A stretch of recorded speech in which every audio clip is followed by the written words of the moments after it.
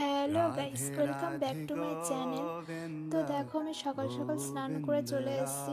তো আজকে যেহেতু রাধা অষ্টমী, ওই জন্য আমি সকাল সকাল স্নান করে চলে এসেছিলাম।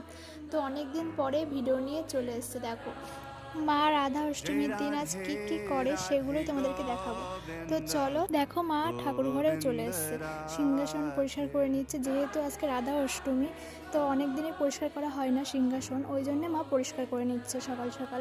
অনেকটাই গোছানো হয়ে গেছিলো সিংহাসন। তো তোমরা এবার ফাইনাল লুকটা দেখো কেমন হয়েছে, কমেন্ট করতে ভুলবে না। ফাইনাল লুকটা এবার দেখো।